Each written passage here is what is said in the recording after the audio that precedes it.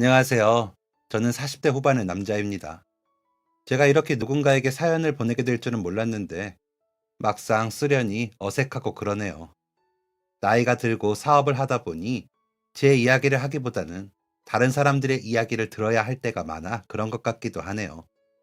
그런데 얼마 전 제가 너무 사랑하는 할머님 기일이어서 그런가 괜히 제 이야기를 하고 싶어져 글을 시작해 보려고 합니다. 제가 할머니 손에 자랐거든요. 그렇다고 가족사가 불우하거나 그런 것은 아니었습니다. 그저 어머니, 아버지가 바쁘셨죠. 제 부모님은 외할아버지가 운영하시는 회사에 나가 일을 하셨거든요. 외동딸인 어머니가 그 시절 흔치 않게 일본 유학을 마치고 오신 분이라 집에서 썩기는 아깝다는 게 외할아버지의 뜻이셨기에 어머니는 일찍이 사업을 배우시기 시작하셨답니다. 그런 어머니를 대신해 저희 할머니가 저를 맡아 키우신 거죠. 아버지는 소위 대릴사위라고 하죠. 외할아버지 보좌하시는 일부터 어머니 스케줄 관리를 하시며 어머니와 같이 일을 하셨으니 두 분이 함께 바쁘셨기에 저를 돌볼 사람은 할머니뿐이셨습니다. 덕분에 저는 유복하게 자라긴 했지만 부모님의 사랑보다 할머니의 사랑을 더 많이 받고 자랐습니다. 그렇다고 사랑이 부족하고 고프지는 않았습니다. 할머니께서 저를 엄청 귀하게 여겨주시며 키워주셨거든요. 그 덕분에 저는 응석바지이기도 했습니다. 제 기억 속 할머니는 항상 웃는 얼굴로 저를 대하셨습니다. 그도 그럴 것이 아버지 형제가 삼형제이신데 저만 아들 손자였거든요. 큰아버지와 작은아버지는 각각 세 자녀를 보셨지만 모두의 딸이라 제 사촌들은 모두 누나들이거나 여동생들이기도 하죠. 그런데다가 다들 사는 형편이 나쁘지는 않았는데 저희 아버지가 장가를 부유한 집으로 가다 보니 사는 형편이 차이가죠. 할머니를 부양하는 비용은 저희 부모님이 내셨으니까요. 그래서 그런지 할머니는 항상 저를 품에 안고 재우실 때면 우리 재욱이 태어나고 이 할미가 조상님 뵐 면목이 선다. 너희 엄마는 그것만으로도 할 일 다 했어. 그런데 내가 신세까지 지고 있으니 이 빚을 어떻게 다 갚고 죽겠니? 재욱아, 그러니까 아프지 말고 건강히 자라라. 알았지? 라면서 제 머리며 등을 쓸어내리고 쓰다듬어 주시곤 하셨습니다. 그리고는 사촌들 앞에서도 제가 혹시나 기죽을까봐 저부터 챙기시곤 하셨고요. 간식이건 장난감이건 다 저부터 챙기셨죠. 제사가 있는 날에는 큰아버지와 작은아버지네 가족이 다 올 때까지는 특히나 저를 품에 안으시고 큰어머니와 작은어머니께 음식을 맡기시고는 하셨죠. 그러다 사촌동생이 할머니는 왜 재욱이 오빠만 예뻐해요? 우리도 김씨인데 할머니는 우리가 딸이라 싫어요? 라며 눈물까지 글썽거리며 물은 적이 있었습니다. 그러자 다른 사촌들도 눈이 동그래져서 보는 게 느껴졌습니다. 아마도 어린 마음들이라 궁금했겠죠. 항상 모두에게 다정하신 할머니셨으니까요. 그런 할머니의 품을 차지한 제가 미워 보이기도 했을 겁니다. 할머니는 그런 사촌동생의 머리를 쓰다듬으시며 재욱이 오빠가 아들이라 더 예쁜 게 아니고 재욱이 오빠는 할머니랑 같이 살잖아. 그러다 보니 더 손이 가고 눈이 가는 거지. 할미는 손자, 손녀 다 똑같아. 그런데 재욱이 오빠는 이 할미가 제일 좋다는데 너희는 너희 엄마 아빠가 제일 좋다고 하지 않았어? 할미도 할미 제일 좋다는 사람 제일 아껴주는 거지. 라고 하시며 웃으셨습니다. 그때 할머니의 눈빛은 조금 화가 나신 것 같았습니다. 아무래도 어린 동생이 작은 어머니가 하는 이야기를 듣고 그런 말들을 했다고 생각을 하셨나 봐요. 그날 제사를 마치고 작은 어머니를 부엌에서 혼내시는 소리를 들었거든요. 너는 애 앞에서 무슨 소리를 했기에 애가 그런 말을 하는 게야? 너는 내 원망을 하고 서운해할 수는 있지만 아이들 앞에서 쓸데없는 소리해서 재욱이 눈치 보게 하지 말아라. 안 그래도 제 부모 바빠 정이 고픈 애한테 어른이 돼서 그러면 되겠니? 하시면서요. 작은 어머니가 무슨 말로 대답하셨는지는 기억이 나지 않지만 할머니 말씀은 정확히 기억이 납니다. 그 말씀을 하시는 할머니는 화를 내시면서 눈물을 흘리고 계셨거든요. 나중에 지나고 안 사실이지만 어머니는 제사에 참여를 못하는 대신에 제사 음식을 외갓집 행사 있을 때마다 주문하던 곳에서 주문해 보내시고 과일까지 첨가물 시장에서 직접 한 상자씩 배달시켜 주셨다 하더라고요. 직접 참석을 못 하시는 대신 물질적으로 하신 거죠. 그러다 보니 할머니는 어머님께 더 미안한 마음이 드셨을 겁니다.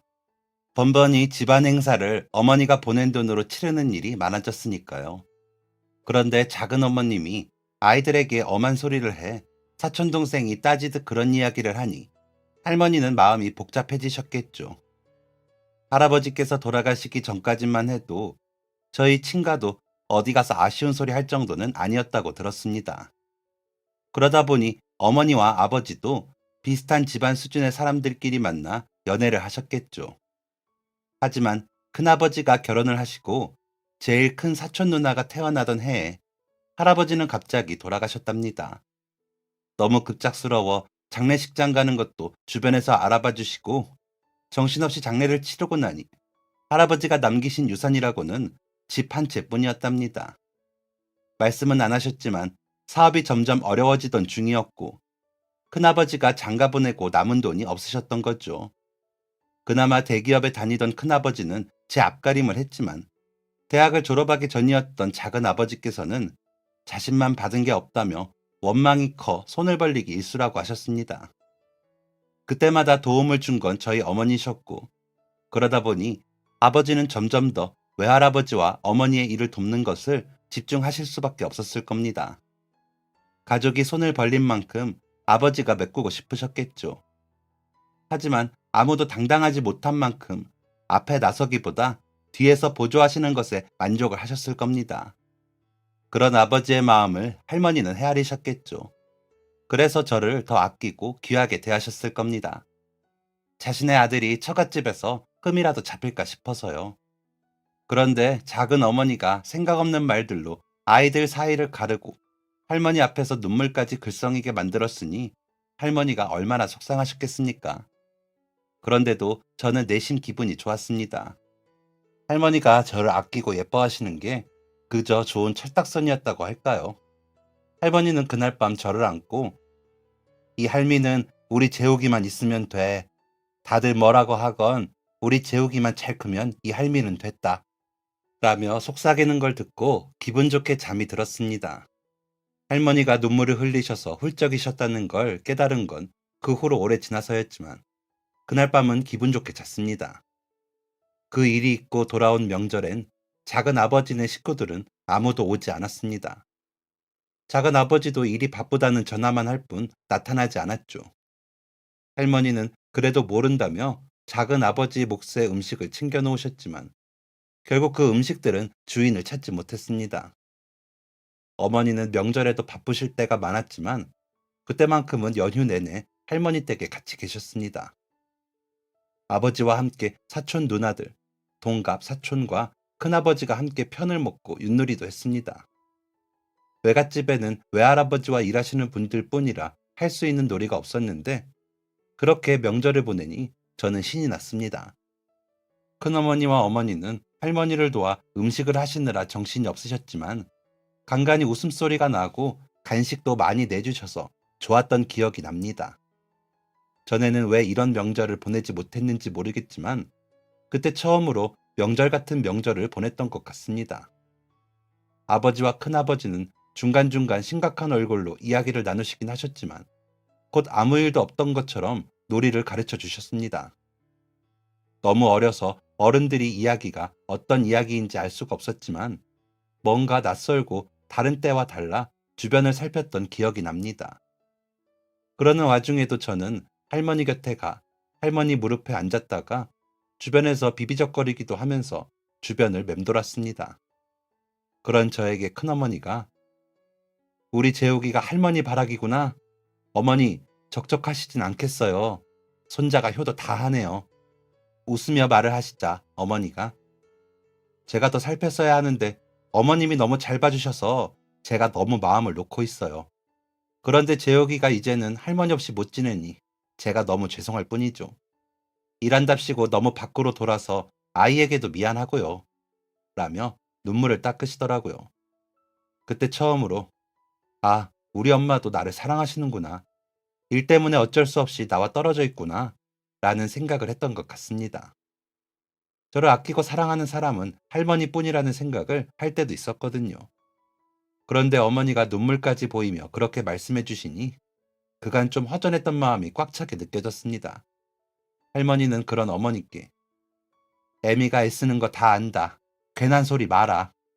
너희 형님도 크게 애쓰고 살지만 너가 여자가 그 힘든 사업한다고 당차게 다닌 것 보면 자랑스럽다. 나는 괜찮으니 걱정 말고 시간 날 때 재욱이랑 시간 많이 보내줘.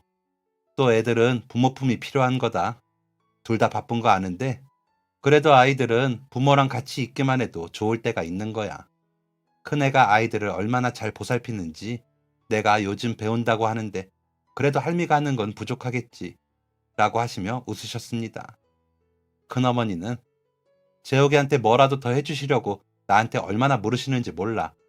이렇게 어머님이 아이 잘 키워주실 줄 알았으면 나도 진작 맡겨보는 건데. 동서가 때마다 음식 보내주면 좋으면서도 부럽기도 하더라. 대단하다 느끼면서도 그래. 그러니까 포기하지 말고 열심히 해. 나도 어머님께 좋은 정보 있으면 알려드릴게. 라며 웃으시고요. 지금 돌이켜봐도 시샘하거나 비아냥대는 게 아닌 진심으로 서로를 위하는 모습이라는 게 느껴졌습니다. 어린 마음에도 이래서 친척들이 좋구나 하고 느껴질 정도로요. 그런데 그 다음 명절이었는지 제사였는지 모르겠지만 다른 식구들 없이 나타난 작은 아버지 덕에 집안 분위기는 험악해졌습니다. 처음 할머니 댁에 들어설 때부터 인상이 좋지 않던 작은 아버지는 음식을 매번 이렇게 사서 할 거면 제사는 뭐하러 해요? 차례랑 다 없애지. 너무 많아서 남아도는 그 돈을 어떻게 쓸지 모르겠으면 나눠주지. 그리고 얼굴은 비추지도 않고 음식만 보내고 과일 보내고. 아니, 형이랑 형수는 언제까지 그럴 거래요? 누굴 거지로 하나? 라며 목소리가 점점 커지더군요. 말은 할머니를 향해 하면서도 눈은 저를 향하고 있었기에 저는 할머니 뒤로 숨어 빼꼼 눈을 들어 작은 아버지를 보는데도 무서웠습니다. 그런 저를 뒷짐지듯 손으로 막아주시던 할머니는 너는 너희 둘째 형한테 미안하지도 않니? 성태가 왜 그렇게 바쁘고 제사며 명절에도 마음껏 쉬어본 적이 없는 줄 모르겠니? 누가 너더러 명절에 음식하고 과일 챙기라고 했더냐? 한번 제사 비용 내본 적도 없는 놈이 어디서 큰형도 내지 않는 큰 소리를 내고 있어? 형수랑 조카들 보기 미안하지도 않아?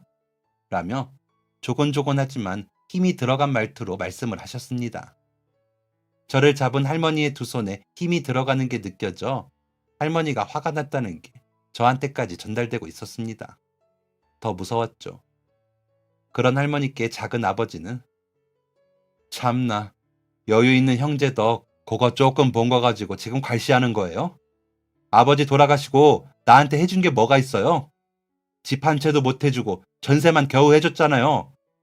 내가 아직도 남의 집 살이하는 게 누구 탓인데. 큰형은 받을 거 다 받았잖아. 그러니 할 말이 없겠지. 나만 못 받았잖아. 나는 뭐 주워왔어요? 우리 애들은 남의 집 손주들이야? 한 번을 품고 재우지도 않으면서 돈 있는 자식 애만 끌어안고 절절 매면서 차별하지 말아요. 라며 목소리를 더 크게 높였습니다.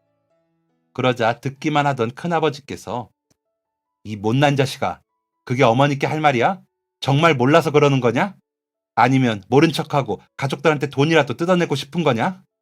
멀쩡하게 대학 졸업 다 시켜줬으면 너 밥벌이는 너가 해야지. 애도 아니고 번번이 이게 뭐냐? 라며 화를 내시더라고요.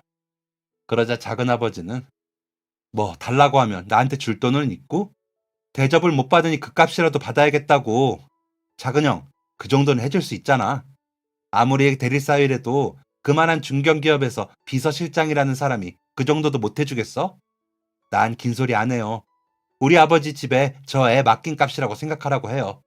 안 그러면 매일 와서 저 자식 보는 데서 난리 칠 테니까. 라며 큰아버지께 큰 소리를 쳤습니다. 할머니가 제 귀를 막으셨지만 다 들렸습니다. 그 당시 10살이었던 저는 작은아버지의 그런 말들이 너무 무서워 할머니 뒤에 숨어 벌벌 떨기만 할 뿐 다른 어떤 행동도 하지 못했습니다. 할머니는 그런 저를 감싸 안고 부들거리시면서 거친 숨을 내쉬셨죠. 큰아버지는 야, 아무리 형제여도 참아줄 수 있을 정도만 해. 너 더 이상은 안 돼. 혹여 재수 씨가 어머니께 죄송해서 해준다고 해도 내가 말릴 거야. 한 가정의 가장이라는 놈이 제 가정 꾸렸으면 알아서 잘 살 일이지. 부모 형제들한테 손 벌리는 것도 모자라 어린 조카를 협박해? 너 이러고도 무사할 줄 알아? 둘째한테도 내가 단단히 이야기할 테니까 괜히 너희 애들 앞세워서 돈 달라고 구걸할 생각 하지도 마. 앞으로는 10원도 줄 수 없어. 라며 일어서 작은아버지의 멱살을 잡고 끌어내셨습니다. 어른들끼리 서로 힘을 주며 싸우는 모습을 처음 본 저로서는 더 겁이 났고 두려웠습니다. 사촌들도 마찬가지였는지 큰어머니 뒤에 숨어 울고 있더라고요. 그 후로 작은아버지는 더 이상 나타나지 않으셨습니다. 어머니와 아버지는 여전히 바쁘셨고 명절이나 제사에 시간을 내시기 힘드셨습니다. 물론 가끔은 시간을 내 함께 하셨습니다. 할머니는 더 이상 작은아버지 몫의 음식을 챙겨놓지 않으셨고 그 누구도 작은아버지 가족에 대해 말하지 않았습니다. 마치 처음부터 작은아버지 가족이 없었던 것처럼 굴었습니다. 나중에 커서 알게 된 사실이지만 큰아버지와 아버지가 얼마의 돈을 해주고 다시는 나타나지 않기로 약속을 받았다고 하더라고요. 큰아버지는 할머니 때문에 그러셨고 아버지는 저 때문에 그렇게 하셨다고 했습니다. 물론 저희 외할아버지께 다시는 저희 친가에 돈을 주지 않는 조건으로 돈을 받아 그 돈을 작은아버지에게 건넨 아버지는 치욕스러워 며칠 동안 잠도 못 주무셨다고 했습니다. 어머니께서는 내가 곁에서 모시지 못하는데 돈으로라도 도움을 드릴 수 있어서 얼마나 다행이야. 좋게 생각하자. 우리 재욱이 저렇게 잘 키워주시는 어머님을 위해 우리가 못할 게 뭐 있어? 라며 아버지를 달래셨지만 아버지 마음은 그게 아니었던지 많이 속상해 하셨다고 들었습니다. 결국 아버지는 어머니와 이혼을 하셨고 어머니는 저를 데려가지 못하셨지만 매달 양육비를 보내셨고 저를 2주에 한 번 만나러 오셨습니다. 저는 어차피 어머니를 자주 보지는 못하고 컸기 때문에 그렇게 속상하지는 않았는데 아버지는 다시 일자리를 구하고 벌이가 전처럼 되지 않자 예민해지셨고 술도 자주 드셨습니다. 아버지의 얼굴을 자주 보게 되니 어느 정도 기대를 했던 제 마음은 오히려 더 상처 입게 되었죠. 그럴수록 저는 할머니를 더 찾고 숨어들었습니다. 할머니만이 제 마음을 알아준다는 생각이 들었죠. 그래서 잠시라도 할머니가 보이지 않으면 불안해 눈물이 났습니다. 안 그래도 소심한 저는 더 소심해졌습니다. 그리고 명절과 제사는 더 이상 즐기기만 하는 날이 되지 못했습니다. 어머니는 이혼과 동시에 보내시던 음식과 과일들을 끊으셨고 큰어머니는 전과는 다르게 인상을 쓰고 부엌에 계셨고 사촌들도 그 곁에서 같이 인상을 쓰고 일을 했습니다. 저와 큰아버지, 아버지는 멀뚱히 그 장면을 보다가 TV를 보거나 잠을 자거나 했습니다. 할머니는 되도록 본인이 해놓고 큰 집 식구들을 맞아 하셨는데도 좋지 않은 큰어머니의 표정에 눈치를 보시는 것 같았습니다. 그때는 부엌 일이 힘들어서가 아니라 저희 어머니와 아버지가 이혼을 해서 다 같이 힘들고 속상해하는 줄로만 알았습니다. 할머니가 에휴, 내가 자식 농사를 잘못 지어서 너희 큰어머니가 고생이다. 내가 무슨 죄가 이리 많아 주변 사람들을 고생시키는지 모르겠다. 라고 하셨기에 할머니의 잘못으로 모든 일이 일어난 줄 알았습니다. 그렇다고 할머니를 원망하지는 않았지만 그래도 달라진 풍경들이 낯설고 껄끄러웠습니다. 어머니는 저를 만나러 와서는 한참을 별말 없이 바라만 보다가 가시고는 했습니다. 부모님이 이혼을 하시고 저는 어머니께 이런저런 제 생활에 대해 말하다가 중학생 정도가 되자 저는 입을 닫고 그저 잘 지낸다고만 했습니다. 누가 그러라고 시킨 적은 없지만 그렇게 하는 것이 어머니나 나나 좋을 것 같다는 판단을 한 탓이 있었기에 입단속부터 했습니다. 그렇다고 어머니가 반갑지 않은 것은 아니었습니다. 할머니가 침대에서 자는 것 같은 사이라면 어머니는 소파에서 자는 것 같은 사이였기에 할머니가 아닌 사람들 중 제일 만나고 싶은 사이였습니다. 그래서 엄마가 오겠다고 약속한 날에는 늦게 오는 어머니를 목이 빠져라 기다린 날들도 있었습니다. 그렇게 10년을 지내고 저는 성인이 되었습니다. 어머니께서 보내주신 양육비로 저는 물질적으로 부족한 것 없이 사는 어린 시절을 보냈습니다. 아버지가 벌어오는 돈으로 생활비를 하시면서 전처럼 채울 수 없었기에 힘드셨을 할머니는 끝까지 제 양육비는 쓰시지 않으셨습니다. 제가 고등학생 때는 양육비가 들어오면 저를 다 주시고 아버지께 받은 생활비로만 살림을 사셨습니다. 그런 할머니께 할머니, 나는 지금 주는 용돈 반만 줘도 많아. 나머지는 할머니 생활에 보태서 써. 나 때문에 고생하는데 그 정도도 못 써? 라고 돈을 드리면 단호하게 고개를 가로저으며 내 새끼 내가 기르면서 무슨 힘이 드니? 그런 소리 말아라. 그리고 이제는 생활비 많이 안 들어. 그러니 너까지 신경 쓰지 마라. 라고 하시면서 다시 고개를 숙이셨습니다. 어머니는 그런 제가 혹시나 힘들지 않은지 만날 적마다 물으셔 답하곤 했습니다. 하지만 아버지 몫까지 바빠진 어머니는 가끔 만나는 날을 어기시기는 했지만 거의 2주에 한 번 꼴은 꼬박꼬박 빼놓지 않고 저를 보러 오셨습니다. 오셔서는 귀찮다 싶을 만큼 제 생활이나 힘든 부분에 대해 물으시면서 나는 너희 할머니는 믿어. 오히려 내가 널 키우는 것보다 잘 키우고 계신 것도 알고 내가 살면서 가장 고마운 사람이 너희 할머니야. 그러니 나중에 크면 꼭 할머니께 효도해. 알았지? 라고 하셨습니다. 문제는 저를 데려다 주시면서 마주친 아버지와는 마치 불꽃이 있는 것처럼 싸우셨습니다. 그래서 초등학교 6학년 때쯤 아버지에게 아버지는 엄마가 그렇게 싫어요? 라고 물은 적이 있었습니다. 그러자 아버지께서는 아니, 너무 좋아. 함께하고 싶은데 내가 곁에 있으므로 더 힘들게 하는 것 같아서 헤어진 거니까. 너희 엄마는 아빠만 안 만났어도 더 대단한 사람이 되었을 거야. 아빠 만나 고생이 많았지. 라며 쓸쓸한 미소를 보이셨습니다.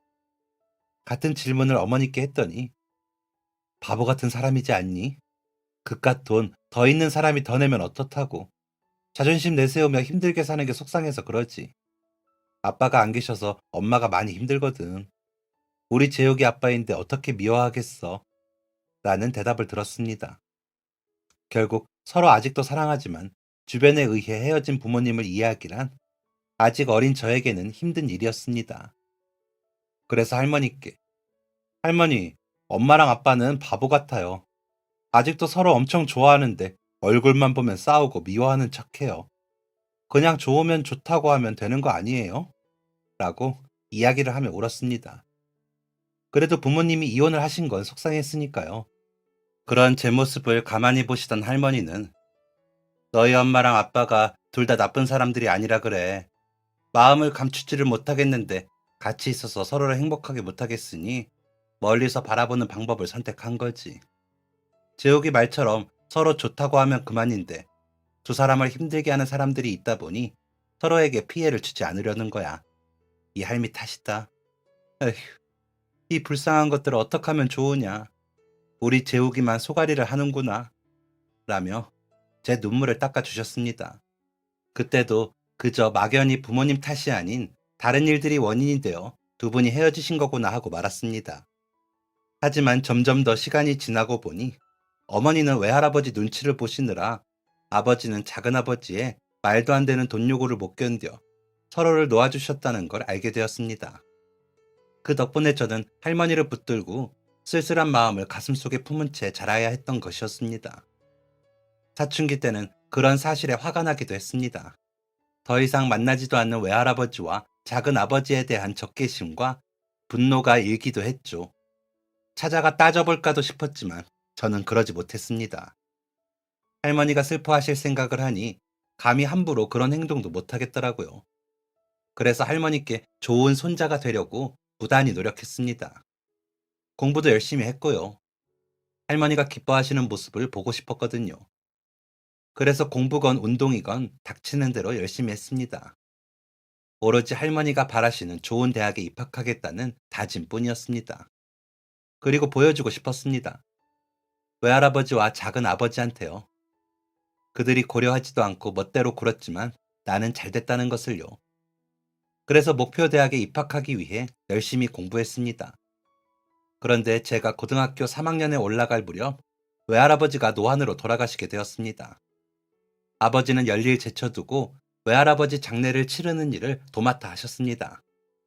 어머니는 많이 우셨지만 제 손을 잡고 버티셨습니다.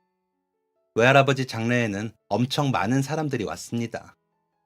모두들 어머니께 애통한 마음을 전하고 돌아섰지만 진심으로 위로하는 사람은 없어 보였습니다. 오직 단 한 사람, 아버지만이 어머니를 진심으로 위하고 있다는 게 어린 제 눈에도 보이더라고요. 그렇게 어머니와 아버지는 외할아버지 장례를 계기로 자주 만나시더니 아버지는 다시 어머니 회사에서 일을 하시게 되었습니다. 할머니는 너무 좋아하시면서도 너희 형이랑 형수에게는 말하지 마라. 다시 합친 것도 아니고 괜히 오해 사기 쉽다. 재건이 기회라도 들어가면 또 난리칠 수 있으니 한동안 말하지 말거라. 라고 아버지께 당부를 하셨습니다. 제게는 그래도 엄마랑 아빠가 다시 일이라도 같이 해서 다행이다. 엄마가 많이 허전할 게야. 할아버지가 안 계셔서 연락 자주 해. 라고 부탁하셨고요. 그런 할머니가 저는 너무 좋았습니다. 그러다 제가 대학에 합격하고는 아버지와 어머니는 본격적으로 재결합을 하셨고 큰아버지와 큰어머니, 사촌들, 할머니와 저를 불러 식사를 대접하시며 두 분이 다시 함께 사시기로 하셨음을 알리셨습니다. 모두가 진심으로 축하했습니다. 분위기가 좋았죠. 그런데 그날 밤 할머니께서 저에게 재호가 그러지 말고 이제는 엄마랑 아빠랑 같이 가서 사는 건 어떠니? 이제 너희 세 식구 모여 살아봐야지 라고 하시는 겁니다. 그런데 저는 그러고 싶지 않았습니다. 분명 부모님께서 같이 지내시는 건 좋았지만 할머니를 혼자 두고 부모님과 함께 지내고 싶지 않았거든요. 그래서 엄마랑 아빠 다시 신혼생활 좀 하라고 하죠. 저는 할머니랑 살래요. 그게 좋아. 라며 웃었습니다. 그런 저를 보시던 할머니는 아이고 내 새끼 생각 깊은 것 좀 봐. 명문대 학생이라 확실히 다르네 그래. 이 할미 생각해서 너가 못 가는 거 다 알아. 괜히 참지 말고 엄마랑 살고 싶으면 이야기해. 라고 하셨지만 저는 그럴 생각이 없었습니다. 제게는 가족이라고 하면 떠오르는 사람이 할머니뿐이었으니까요. 그렇게 할머니와 단둘이 서로 아껴가며 살았습니다. 하지만 군대라는 곳에 가야 했기 때문에 할머니와 저는 잠시 이별을 할 수밖에 없었습니다. 입대 전날도 혼자 남아 계실 할머니를 생각하니 어찌나 눈물이 나던지 할머니 손을 붙들고 울면서 잠이 들었습니다. 휴가를 나와서도 부모님을 먼저 만나기보다는 할머니를 만났고 할머니랑 있으면 부모님이 퇴근하시고 오시는 것으로 하고 있었습니다. 더디게만 흐르던 국방부의 시계가 갑자기 빠르게 달릴 때가 있었습니다. 할머니가 위독하시다는 연락을 받았을 때였습니다. 상병을 막 달았을 때였는데 혹한기 훈련이 끝나고 내무반으로 돌아와 보니 할머니가 갑자기 쓰러지셨는데 위독하시다는 겁니다. 복장이나 군화가 매우 더러웠고 재정비할 시간도 없이 청원 휴가를 올려 서둘러 집으로 향했습니다. 조바심이 나더군요. 하지만 군인이라는 신분은 함부로 감정 표현을 할 수도 없어 부대 앞에서 버스를 탈 때 넘치듯 흐르려는 눈물을 참아가며 차를 기다렸습니다. 하필 스키철인데다가 일요일 오후였기에 서울로 가는 차표는 매진이더군요. 혹시나 다른 방법이 있을까 싶어 발을 동동거리고 있는데 저보다 15살 정도 많아 보이는 남자분이 오시더니 혹시 차 필요해요? 내가 택시를 하는데 라고 하시는 겁니다. 방법이 생겼다는 사실에 너무 기뻐 벌떡 일어나며 제가 서울을 가야 하는데 가실 수 있을까요? 라고 말하는 제 목소리는 떨리고 있었습니다. 그러자 기사님은 씩 웃으시며 갑시다. 어쩐지 오늘은 터미널 화장실이 가고 싶더라니까. 라며 저를 택시로 안내하셨습니다. 차에 오르자 기사님은 목적지를 물으셨고 저는 병원 주소를 대며 울컥해 눈물을 흘리고 말았습니다. 무슨 일이 있나 봐요. 이래봬도 내가 무사고해요. 걱정 말고 가는 동안 눈 좀 붙여요. 보니까 훈련 마치고 쉬지도 못하고 나온 것 같은데 라며 제 걱정을 해주시더라고요. 한번 눈물이 터지니 어떻게 막지도 못하고 울고 있는데 다정히 제 걱정을 해주시는 기사님의 말에 저는 한동안 흑흑거리며 울기만 했습니다. 겨우 진정을 하고는 저희 할머니가 갑자기 위독해지셨다는 연락을 받아서요. 부모님이 바쁘셔서 저를 아기 때부터 키워주신 할머니라 더 힘드네요. 라고 설명을 하면서도 저는 눈물이 또 났습니다. 그러자 기사님은 거기 보면 티슈 있을 거예요. 앞좌석 등판의 주머니에. 그리고 이거라도 좀 마셔요. 우리 집사람이 싸준 유자차인데 가면서 속 좀 녹여요. 할머니도 마음이 안 좋으시겠어. 이렇게 잘 키운 손자 올리고 따뜻하게 유자차 한 잔 하고 눈 좀 붙여요. 내가 안전하게 모셔다 드릴게. 라며 보온병을 건네셨습니다. 일단 받아들고 창밖을 보며 달리고 있다고 생각했는데 기사님이 깨우시는 소리에 눈을 떠보니 병원이었습니다. 기사님은 웃으시며 도착했어요. 얼른 할머니께 가봐요. 가서 손주 얼굴 보여드려야지. 라고 하시더라고요. 당장에 택시비가 없어. 얼른 올라가서 택시비 가지고 내려올 테니 조금만 기다려 주시겠어요? 제가 부대에서 바로 나와서 죄송합니다. 라고 하자. 그래요, 다녀와요. 하셨습니다. 그래서 할머니 병실로 달려서 들어가는데 의사 선생님들이 달려오시고 할머니 곁에서 무슨 조치들을 하고 계시더라고요. 아버지와 어머니는 곁에서 발을 동동 구르고 계시고요. 그러시더니 보호자분 인사를 하시는 게 좋겠습니다. 라고 하시는 겁니다. 하늘이 무너지는 것 같았습니다. 할머니를 끌어안으며 할머니, 저 왔어요. 나 재욱이 왔어요. 할머니 라며 우는데 할머니는 힘없는 그 손을 제게 뻗어 제 손을 잡으시더니 울지 마 라고 힘겹게 말씀하시더니 돌아가셨습니다. 뇌졸중으로 인한 쇼크였다지만 너무 갑작스럽게 돌아가신 할머니를 그렇게 보내드리며 저는 기사님은 까맣게 잊고 있었습니다. 경황이 없었죠. 정신이 들고 택시비를 생각했을 때는 벌써 장례가 끝난 이후였습니다. 부대로 복귀하며 터미널 앞에서 기사님을 찾아보았지만 찾지를 못했습니다. 그 이후로도 휴가를 나올 때, 부대에 복귀할 때 기사님을 찾아보았지만 만나지 못하고 저는 제대를 하게 되었습니다. 제대 후 저는 남은 학업을 마쳤고 어머니 회사에 입사하여 경영 수업을 받게 되었습니다. 아버지와 어머니가 알려주시는 대로 열심히 따라할 뿐이었죠. 마음속으로 할머니가 계셨으면 좋아하셨을 건데 라는 생각을 하며 열심히 배웠습니다. 경영 수업이 어느 정도 끝나자 저는 선을 보고 결혼을 하였습니다. 선에서 만나기는 했지만 생각이 잘 통하는 사람이었죠.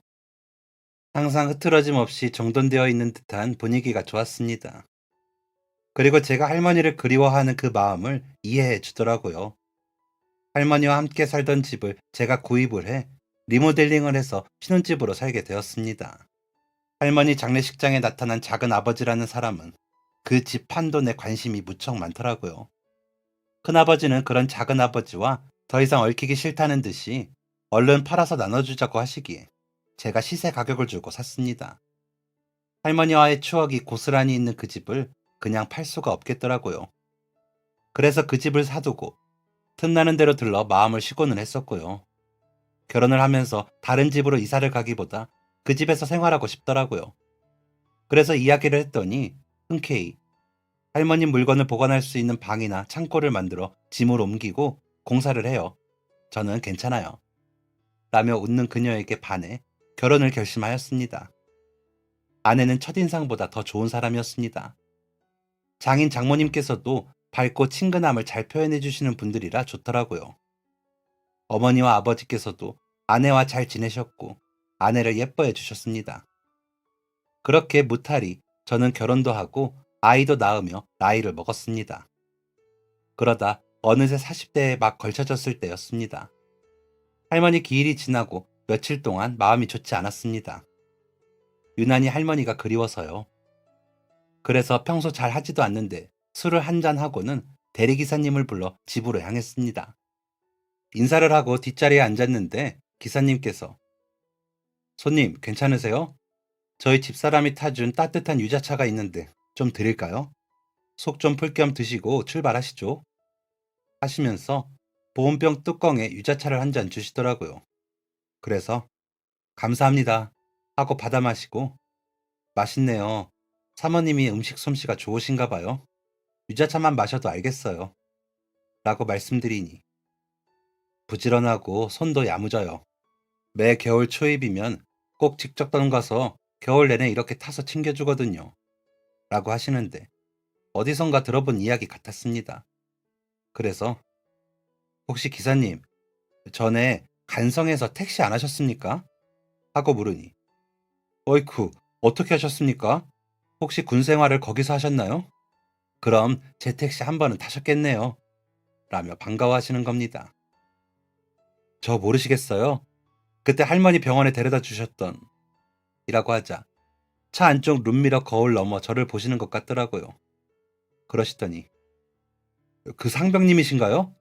어휴, 못 알아보겠습니다. 반갑습니다. 라며 웃으시더라고요. 제가 기사님을 얼마나 찾았는지 아십니까? 그때 택시비를 못 드려서 라는데 목소리가 떨리고 눈물이 났습니다. 그러자 기사님은 허허 웃으시더니 그때 무슨 경황이 있어서 택시비까지 챙깁니까? 제가 조의금 했다고 생각했죠. 어린 마음에 할머님 보내드려야 할 것 같은데 얼마나 속상할까 싶어 그냥 갔습니다. 라고 하시더라고요. 그때 너무 감사했습니다. 기사님이 아니셨다면 할머니와 마지막 인사도 못하고 보내드릴 뻔했어요. 라고 말씀을 드리자 다행이네요 하시는데 눈물이 나 눈물을 닦았습니다. 제가 말을 못 잇고 있자 여전히 마음이 여리시네요. 그때 땀에 옷에 묻은 흙먼지에 군화에 붙은 진흙을 보니 급한 일이구나 싶었어요. 발을 동동 구르는 게 표는 없는 것 같지. 그래서 내가 말을 붙였죠. 나도 군대에 있을 때 아버지가 돌아가셨거든요. 병원으로 가는 내내 기도했어요. 상병님 얼굴 꼭 보고 가시라고. 그래도 보셨다니 좋네요. 라며 웃으시더라고요. 그러다 문득 왜 대리기사님을 하시지 싶어. 그런데 택시는 어쩌시고? 라고 하니 아, 개인 택시 면허를 팔았어요. 돈이 급해서. 그래서 먹고 살려고 서울 와서 이렇게 대리합니다. 라고 하시기에 무슨 일인지 여쭤봐도 돼요? 라고 하니 무슨 일은 아니고 동생이 아팠어요. 백혈병이라 병원비가 많이 드는데 아무리 벌어서 병원비를 갚아도 감당이 안 되더라고요. 그래서 일단 큰돈 되는 것부터 정리하자 싶어서 그렇게 했죠. 이제 많이 메꿨어요. 동생도 골수이식 받아서 살았고 열심히 살면 그래도 사라지더라고요. 라며 웃으시는데 존경심이 올라왔습니다. 그러다 문득 회사 셔틀 기사님 자리가 빈 게 생각이 나더라고요. 하지만 그 자리에서 말씀드릴 건 아닌 것 같아. 기사님, 명함 있으면 주실래요? 제가 또 뵙고 싶어서요. 라고 말씀드리자. 네, 여기. 명함이라기보다 광고지죠. 또 불러주세요. 안전하게 모시겠습니다. 하시더라고요. 그리고 집 앞에 도착해서는 나온 대리비보다 조금 더 드렸습니다. 그러면서 제가 그때 못 드린 택시비는 나중에 꼭 갚겠습니다. 하고 말씀을 드렸죠. 그리고 다음날 회사에 출근해 기사님께 연락을 드렸습니다. 회사 버스 운행 기사님 자리에 관심이 있으신지 여쭈어보고 면접 삼아 와주겠냐고 여쭈어보니 한동안 말없이 계시던 기사님은 너무 감사합니다. 라고 하시더라고요. 이력서를 써오시라고 하고는 계약서를 준비했습니다. 그리고 계약금은 3천만 원이라고 적었죠. 드리지 못한 택시비에 꽤나 많은 이자를 붙여 계약금을 드리고 싶은데 저도 그 정도가 최선이더라고요. 물론 제 사비로 드리는 거였습니다. 기사님이 오셨기에 하셔야 할 일에 대해 말씀드리고 계약서에 사인을 받고 계약금을 드리니 놀라시며 이 돈은 뭡니까? 라고 하시기에 지금까지 기다려주신 택시비입니다. 제게는 은인이세요. 보시면 알겠지만 저 그 정도는 할 수 있습니다. 제발 받아주세요. 라고 말씀을 드렸습니다.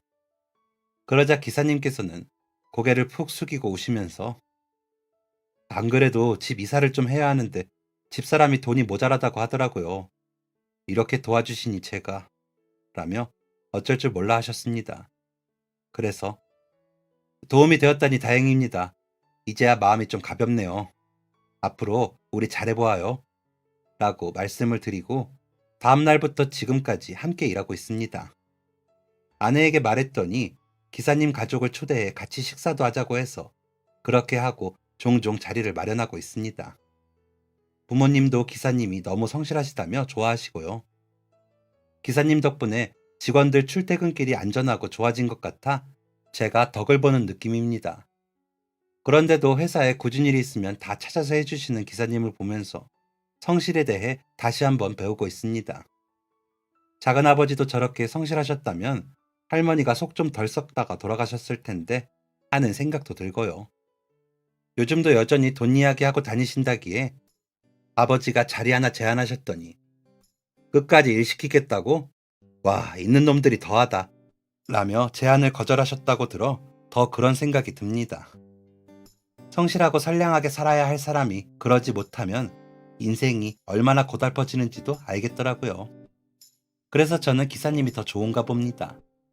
앞으로도 건강관리 잘하셔서 계속 같이 일할 수 있으면 좋겠습니다.